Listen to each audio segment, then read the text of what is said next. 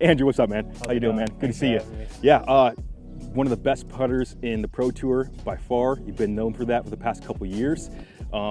Maybe one of the best putters in the world. What does it take to do that from your beginnings, you know, from being a kid, not being the best putter till now? Give me kind of a high level of what it took to be there. Sure, yeah. I definitely struggled early on in my career with putting. It was one of my lowest points was, the Really? confidence having in putting. So like the biggest thing that took that extra step besides, the thousands of hours I put in on the practice green putting and stuff like that is really just embracing your confidence. So if you know you're going to make a putt, even if you don't actually make it, if you know you're going to make the putt, your putting statistics are going to be so much higher because of that elevated confidence you have. You see so many people walk up to a putt and they know they're going to miss, so of course they're going to miss. So my confidence is sky high like always, and just the many hours of practice. Yeah, of course. Yeah, confidence. So for me, not a great putter. I love the game of disc golf. I've been playing for 20 years. I feel like even a lot of times when I'm just kind of out in the field, I'm putting great. Just kind of throwing them in there. Anytime it comes to tournament time, I don't even feel nervous, but it's just something about the environment that I just cannot make a putt sometimes. Did you go through that, and is that what you overcame too?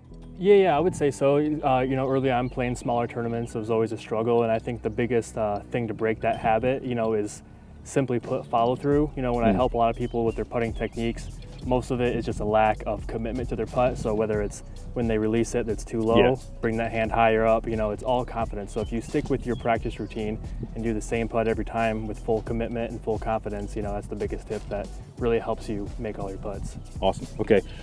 Got our high-speed camera here. Thought we could take a look at it, get a couple putts in, see from the side, from the front, from the back, underneath even, and kind of talk through that as we go. You cool with that? Sure, sounds good. Awesome. Before we get started, let's kind of talk about your putt grip, what you're looking for, kind of when you step up to the putting green, what you're feeling, what you're thinking about, and then your grip and everything. Like obviously there's so many different grips in the game.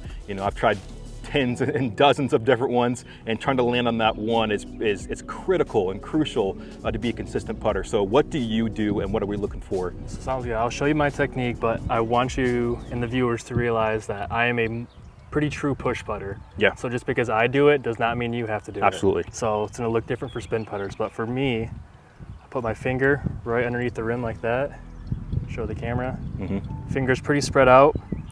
With my putt specifically, a lot of my power or my pop comes with my ring finger, my middle finger. Really? So if I'm putting upwards, because I'm facing the camera, right?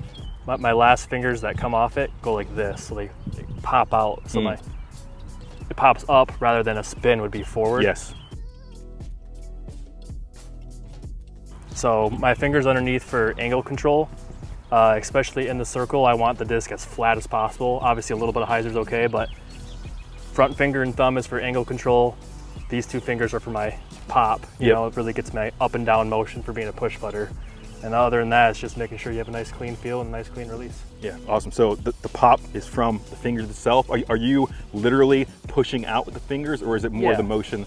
So I come, from underneath. So when I come up, it's almost my hand popping, super actual pop. It's actually pushing the disc up like that. Okay. Especially on those circle 2 putts when I need that extra bit of height to get it to fall down. It's really important to pop it as flat as possible, up and down motion. Okay. Much different than a spin putter would be, though. Yeah. Okay, push putt. Let's give it a try. Sounds good. Awesome, man.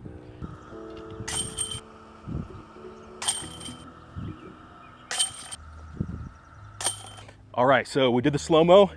That's some pretty cool stuff to see. So let's take a scrub through this and let's just kind of talk about what we're seeing as we're doing it. Obviously, the big thing that's helpful here is the slow-mo. Like in real time, you're talking about a second, but we can break down and really kind of get a look from sides, from underneath, from on top. So here's just you from the very beginning. Anything you see, even from here, like this is your normal stance here. Yeah. And yeah, if you notice, like my right foot, my ankle kind of bends outwards. Looks like I semi-roll my ankle, and that's to get my right knee out more so I can go more underneath like my butt, I guess. So really reach back so I can almost have so I can have my arm, I treat my arm as a pendulum. So the more straight back and straight forward I go, the more, on target I'm gonna be left and right.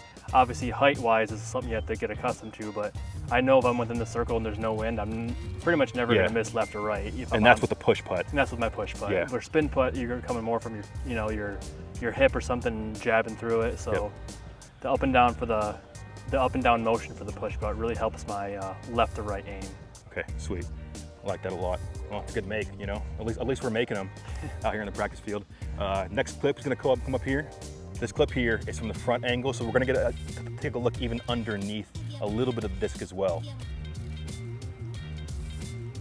Yeah, so I try to keep my arm as straight as possible. Obviously there's a little bit of bend to it, but not as much as, you don't need a really big, you know, coil to really spin the disc. So my arm's pretty straight, a little bit bent just for, you know, comfort and angle, whatever. But yeah, talk about how that grip lies. So give me that grip again, sure and we can see it here in the video. And with that release, you were talking about that poppingness. What we're seeing here, about right there, yeah, that's the pop right there. Yeah, these last two fingers, I don't know if they come off at the same time, or I'm sure within milliseconds, but it feels like my ring finger and middle finger are touching the disc at the exact same last possible second to really give me that upward motion. Otherwise, I would just throw it into the cage every time. I feel if I didn't have that extra little pop from underneath the Frisbee. Yeah, you can see that. You can almost see it, just a little bit of the fingers come off there. And that's usually how I know if I have good commitment, good extension, is really my hand opens up really wide and it goes above my, you know, above my chest to finish it. Here's a side angle here. How do you find getting the cleanest release? I mean, obviously, it's easy to get stuck on there. That's when you get left or right, but what gives you the cleanest release possible? I think that's why I transitioned not recently, but over the years, having my finger more underneath, because that way it's more of it's not gonna get caught on the side of the rim. Instead of to the side. Yeah, so if it's underneath, you know, the disc is going upwards anyway, so it's only going up for my finger instead of like wrapping around my finger to, interesting, you know, potentially like grip lock a putt or something like that. So having my finger underneath really helps me to not have that stickiness to the putter where you feel like you're not going to have the clean release every time. Okay, so that's what I have done in the past, is my finger's been up here. So for you, are you putting the disc in here, or are you just resting on the bottom lip? So my whole finger's on the bottom lip. Just this bottom lip part. I know a lot of spin putters kind of tuck their finger and stuff like that, so that doesn't really work for me. You know, if I spin putt, maybe I'll lower my pointer finger down if I have a tricky low ceiling putt, but for anything like of a normal putt, finger's always just resting. Yep, on the rim. The edge of it might rest off of the rim a little bit, but not, you know, you can't really feel that. What I'm interested to see is if this finger comes off voluntarily or if it spins off of it as well. And I think we're gonna get an even slower look at some of these. You can see it there. Yeah, it does kind of come off a little bit. Yeah, it almost just kind of releases by itself. Because if it was at my release point and my finger was still touching it, then I feel like then I wouldn't have as much consistency of where it's gonna go. All right, so you just showed me something that I've never even thought of in my entire life of putting, and that is when I'm putting, I have my finger up here, there's a gap right here. Yeah. But for you, and what works for you, but you know, something I can try as well, is you have your finger flat over the rim of the disc. Yep, so my entire pointer finger is pretty much on the disc. You know, I'm not gripping it hard, it's very loose. You could probably slap it out of my hand if you wanted to, but my whole finger is touching the outside rim of the disc. And then as well, like there's not really a big gap. You know, sometimes there's a, you know, a half-inch gap from your palm to your disc, so there may be a little bit of space. You're pretty much in there.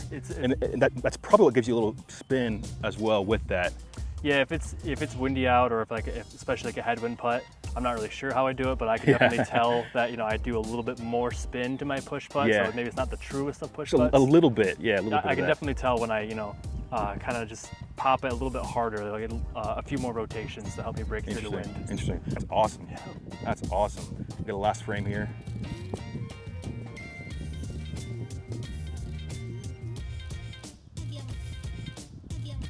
I think it might be the best angle to kind of see those fingers just kind of let it pop off there. Got just a little bit of there. It's almost even hard to see, like when I envision my putt not at, you know, this slow of a frame rate, but it feels like I'm actually popping it up, but in slow motion it doesn't really seem like there's a whole lot of movement under there, but when I'm putting I can feel it coming off those two fingers, so I know it's there, but it's not too exaggerated. I'm sure you don't want to overdo it, because otherwise that's not too consistent, but... Dang, dude, awesome. Okay, cool. Well, Andrew, thanks. It's awesome to see. Obviously, as one of the best putters, kind of take a deeper dive into the putting grip, kind of the putting mentality, and kind of get a see for at a really slow pace those fingers come off. I think it's something we all kind of struggle with, and it's cool to be able to model that and take a look at you and see what you're doing there as well. Yeah, I appreciate you having me on here. You know, it was super exciting and, you know, informational to see my own putt at super slow motion. You don't get to see that very often, so it's cool to see. Hopefully it helps some people out there, and yeah. Dude, let's make some putts. Let's go. Thank you. Thanks, man.